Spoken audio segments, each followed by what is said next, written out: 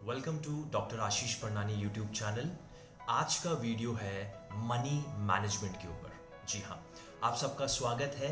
और फिर से मैं लेके आया हूँ एक हिंदी में वीडियो ताकि आप लोग अच्छे से समझ सकें और इम्पॉर्टेंट लर्निंग आप लोगों के लिए। मनी मैनेजमेंट, पैसा एक ऐसी चीज़ है जो हमारे लिए बहुत लाभदायक है, बहुत ज़रूरी है।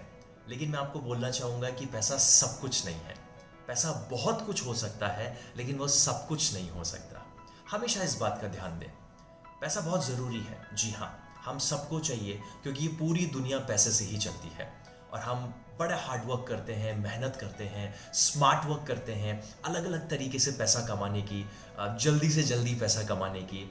और हम ये कोशिश करते हैं कि ज़्यादा से ज़्यादा हम पैसा कमा सकें जल्दी से जल्दी एक यंग उम्र में, जो कि बिल्कुल गलत नहीं है। अगर आप सही तरीका अपना रहे हैं तो बिल्कुल आपको करना चाहिए। और आज जब टेक्नोलॉजी इतना एडवांस हो गया है, आर्टिफिशियल इंटेलिजेंस और कितने अलग अलग तरीके की इंटेलिजेंस का ज़माना आ गया है, सो पैसा कमाना मुझे ऐसा लगता है कि मुश्किल नहीं है। अगर हम नई स्किल्स को सीखें, नए नॉलेज को ग्रैब करें जो सही तरीके से हो, तो पैसा कमाना बिल्कुल मुश्किल नहीं है।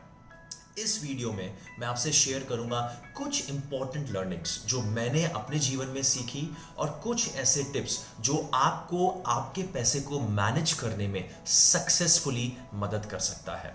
और कुछ ऐसे मिसकंसेप्शंस को भी शेयर करूंगा जो अब इस वीडियो के बाद आपके पास नहीं होने चाहिए या आप उनको दूर कर दें। तो शुरू करते हैं। सबसे पहला इंपॉर्टेंट चीज, हमने देखा है कि कई बार हम लोग क्या करते हैं, हमने इनकम जनरेट करी, हमारी सैलरी आई, और सैलरी आकर एक फॉर्मूला है जिसे हम इंप्लीमेंट करते हैं या यूज करते हैं नॉर्मल सिनेरियो में। सैलरी आई, उसमें से हम माइनस कर देंगे एक्सपेंसेस को, यानी कि खर्चों को, और जो बाकी बचा उसको हम सेविंग करेंगे, उसको हम बचाएंगे, बचत करेंगे। मेरे दोस्तों, ऐसा नहीं होना चाहिए। इस फॉर्मूले को थोड़ा सा अलग तरीके से देखिए। जब भी आपके पास पैसा आए, आप सैलरी आती है या आपका प्रॉफिट जनरेट होता है, इनकम जनरेट होती है, तो उसमें से एक्सपेंसेस माइनस मत करिए, उसमें से सबसे पहले सेविंग्स करिए। Minus saving. आपकी सैलरी अगर 10,000 रुपये है या 20,000 रुपये है, तो आपको ये ध्यान देना है कि 5 to 10%, लेट्स से 10% एक इनकम होनी चाहिए जो मुझे हर महीना सेव करनी है। और ये कॉन्सेप्ट आपको समझना है। इस सेविंग वाले कॉन्सेप्ट को भी मैं नए तरीके से आपको बताऊंगा, लेकिन अभी एक बेसिक लेवल में आप इसको समझिए कि आपको एक्सपेंस पहले नहीं करना है, आपको सेव करना है। पैसा आपने साइड में रख लिया, अब जो बाकी बचा है उसको आप खर्च करिए। आपने इंपॉर्टेंट अपने इमरजेंसी के लिए या ऑपरेशनल एक्सपेंसेस जो है, ऑपरेशन के लिए कभी भी कुछ हो सकता है, उसके लिए आपने पैसा सेव कर लिया, अपने फ्यूचर के लिए आपने सेव कर लिया, बच्चों के फ्यूचर के लिए सेव कर लिया, और बाकी जो पैसा बचा आपने उसको खर्च करा। हमेशा बात याद रखिएगा, ये इसी तरीके से होना चाहिए। अब बात करते हैं दूसरी बात। सेविंग्स अच्छी बात है, करनी चाहिए, लेकिन ये सबसे बेस्ट बात नहीं है। सो सेविंग्स को मैं रिप्लेस करना चाहूंगा इन्वेस्टमेंट शब्द से। बचत को मैं चेंज करना चाहूंगा निवेश शब्द से। जी हां, अब आपको करना क्या है, निवेश करना सीखना है। मैं आपसे सवाल करता हूं, आप सोचिए इस बारे में। अगर आप आज की तारीख में 100 रुपए अपने कपड़ों में, अपनी शर्ट की पॉकेट में रखते हैं, और आप उसको 5 साल के बाद निकालते हैं या 10 साल के बाद निकालते हैं, तो आपको कितने पैसे मिलेंगे? आप बोलेंगे 100 रुपए। जी हाँ, बिल्कुल सही है। लेकिन उस 5 साल के बाद, 10 साल के बाद उस 100 रुपए की वैल्यू कितनी रहेगी मार्केट में? इस बारे में सोचिए। उसकी वैल्यू कम हो जाएगी, उसकी वैल्यू 90 रुपए हो जाएगी या 95 रुपए हो जाएगी। उस 100 रुपए की वैल्यू वो 100 रुपए नहीं रहेगी।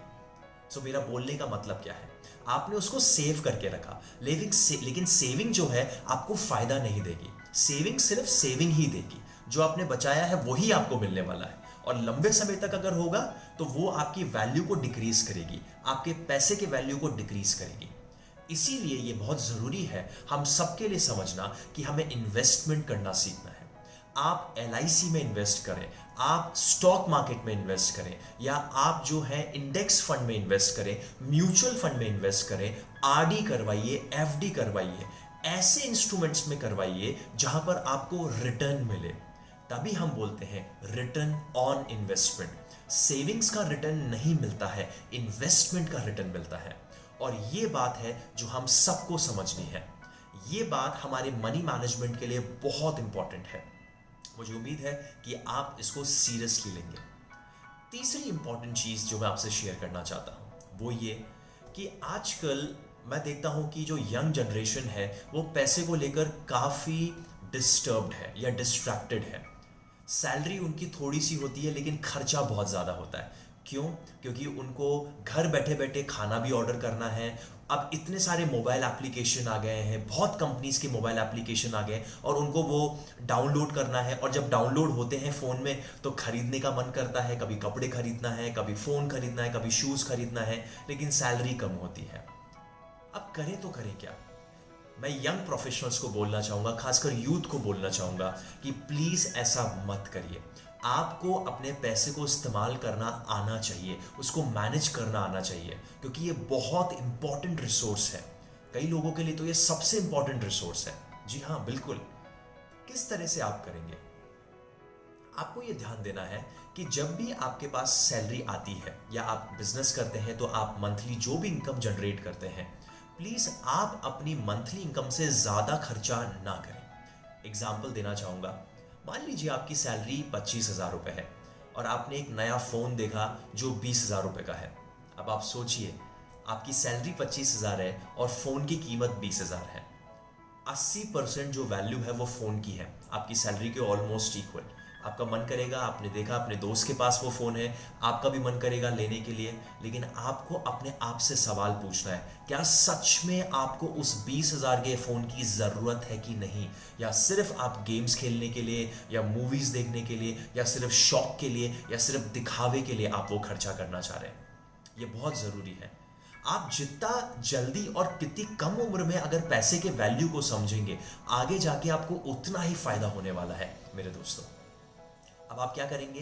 कई जवान क्या करते हैं, अगर मान लीजिए आपके पास पैसा नहीं है, आपने सोचा कि चलो 20,000 का मैं फ़ोन नहीं लेता हूँ, लेकिन फिर दूसरा स्टेप वो क्या कहते हैं, आजकल मार्केट में इंडस्ट्री जो है, बहुत सारी फाइनेंस कंपनीज हैं जो कि बहुत ही सहूलियत के साथ हमें वो फ़ोन दे सकती हैं। कैसे? No cost EMI। आपने ये सुना होगा, कोई फाइनेंस नहीं लगेगा, कोई एक्स्ट्रा पैसा नहीं लगेगा, आपको सिर्फ 20,000 ही देने, 2-2 हज़ार रुपये करके हर महीने आप फ़ोन ले सकते हैं और हमें पैसा दे सकते हैं। तो जवान क्या सोचते हैं, यूथ क्या सोचता है, बिल्कुल सही है, हमें ले लेना चाहिए, लेकिन ऐसा नहीं करिए, ये सही नहीं है। आप ये सही तब होता है जब आपको सच में उस चीज़ की ज़रूरत है।